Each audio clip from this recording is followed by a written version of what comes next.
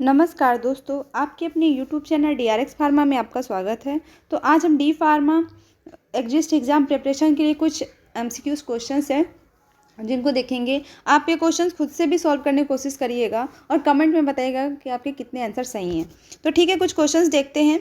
Question number 1, pharmacy therapeutic community included, मतलब कि pharmacy therapeutic community मतलब पीटीसी के अंदर कौन कौन से लोग आते हैं, जैसे फिजिशियन, फार्मासिस्ट, नर्सिंग स्टाफ या ऑल ऑफ द दिस। तो इसका राइट आंसर क्या होगा? तो इसका राइट आंसर होगा ऑल ऑफ दिस, मतलब ये तीनों ही आपके पीटीसी के अंदर आते हैं। Question number 2, hospital of up to 200 beds, number of pharmacist required are. मतलब इसमें क्वेश्चन में ये पूछा जा रहा है कि एक हॉस्पिटल में 200 बेड्स हैं, तो उसमें कितने फार्मासिस्ट की ज़रूरत होगी। तो ऑप्शन है 5, 8, 10 या 15। तो इसका जो राइट आंसर होगा वो क्या होगा? Option number B 8। तो आप इसको याद भी कर सकते हैं। या 50 बेड्स के लिए पूछा जाए कितने फार्मासिस्ट की ज़रूरत होगी, 3। या किसी हॉस्पिटल में 100 बेड्स के लिए ज़रूरत होगी तो कितने होंगे, 5। 200 के लिए पूछा जाए तो आप बताएंगे 8। और ये 300 के लिए पूछा जाए तो कितने होंगे, 10। और ये 500 के लिए पूछा जाए कि 500 बेड्स हैं तो कितने फार्मासिस्ट की ज़रूरत होगी, 50। तो आप इसे क्या कर सकते हैं, लर्न कर सकते हैं।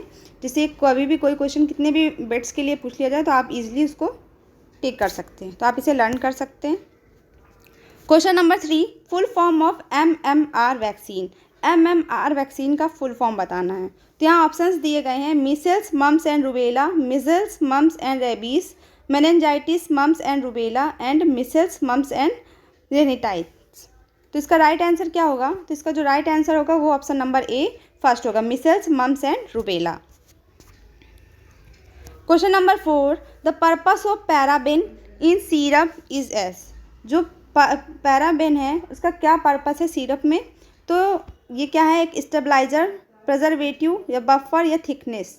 तो इसका जो राइट आंसर होगा वो होगा आपका प्रिजर्वेटिव। तो पैराबेन जो है वो सिरप में एक प्रिजर्वेटिव के तरीके यूज़ होता है। Question number 5, in limit test for iron. Iron के लिमिट टेस्ट के लिए जो purple colour due to the formation of, किसके फॉर्मेशन की वजह से पर्पल कलर होता है? तो उसमें ऑप्शन दिए हैं, फेरस थायोग्लाइकोलेट, ग्लाइकोलेट या फेरिक थायोग्लाइकोलेट या ग्लाइकोलिक एसिड। तो इसका जो राइट ऑप्शन होगा मीन्स राइट आंसर होगा वो होगा option number A, ferrous thioglycolate. Question number 6, hospital pharmacy is run by. तो हॉस्पिटल फार्मेसी किसके द्वारा रन कराई जाती है? तो ऑप्शन दिया है, क्वालिफाइड नर्स, क्वालिफाइड फार्मासिस्ट या any person who is undergraduate या ऑल ऑफ द एबोव। तो इसका जो राइट आंसर होगा वो होगा option number B, qualified pharmacist के द्वारा ही हम लोग एक हॉस्पिटल फार्मेसी रन करा सकते हैं। Question number 7, qualification of hospital chief pharmacist. जो हॉस्पिटल के जो चीफ फार्मासिस्ट हैं उसके लिए क्या क्वालिफिकेशन चाहिए? तो ऑप्शन है D pharma, B pharma, M pharma या ऑल ऑफ द एबोव। तो इसका जो राइट आंसर है वो होगा option number C, M pharma. Question number 8, nephritis is a disease occurs in. जो नेफ्रेटाइटिस डिसीज है वो कहाँ से अकर होती है? तो ऑप्शन दिए हैं, किडनी, यूरेथ्रा, यूरेटर या ब्लैडर। तो इसका राइट आंसर होगा किडनी, क्योंकि एक ऐसे भी समझा जाए तो नेफ्रॉन जो होते हैं कहाँ प्रेजेंट होते हैं, किडनी में। तो यदि नेफ्रॉन से रिलेटेड कोई डिसीज़ होगी तो कहाँ पे होगी, किडनी में ना। तो इसका राइट आंसर क्या होगा? Option number A, kidney. Question number 9, colon is related to. जो कुलोन वर्ड है वो किससे रिलेटेड कर रहा है? लार्ज इंटेस्टाइन, डुओडेनम, इलियम, जजनम, किससे कर रहा है? तो इसका जो राइट आंसर होगा वो होगा ऑप्शन नंबर ए, लार्ज इंटेस्टाइन। क्योंकि लार्ज इंटेस्टाइन को यदि हम लोग देखें तो उसमें क्या होता है, ascending Quilon, descending Quilon, transverse Quilon, sigmoid Quilon. तो सारा कुलोन वर्ड कहाँ से यूज़ हो रहा है? लार्ज इंटेस्टाइन का। बाकी ये तीनों के अंश से किसके पार्ट है? स्मॉल इंटेस्टाइन के। तो कुलोन किससे रिलेट करेगा? Large intestine. तो इसका राइट ऑप्शन है ऑप्शन नंबर ए।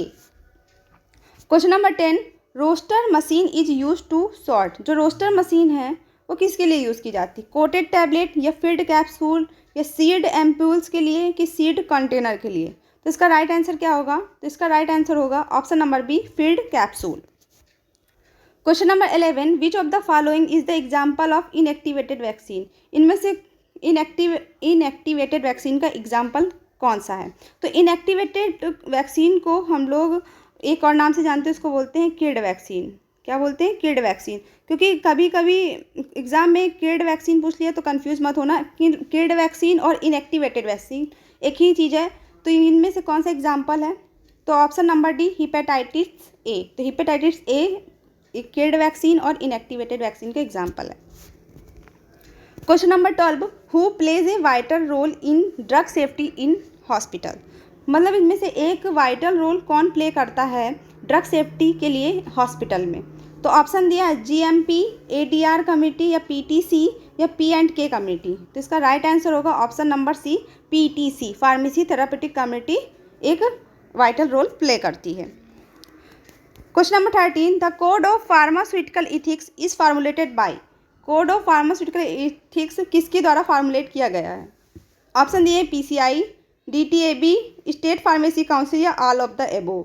तो इसका राइट आंसर क्या होगा, ऑप्शन नंबर ए PCI, मतलब फार्मेसी काउंसिल ऑफ इंडिया, इसके द्वारा क्या एक code of pharmaceutical ethics formulate किया गया है।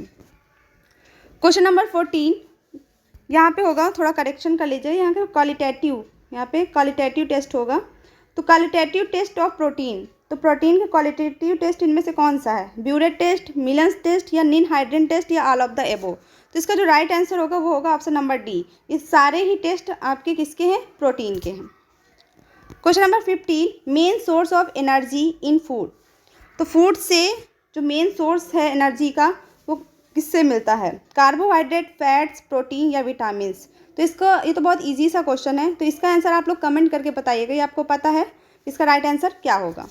या आपको वीडियो अच्छी लगी हो तो प्लीज़ वीडियो को लाइक करें और चैनल को सब्सक्राइब करें। Thank you.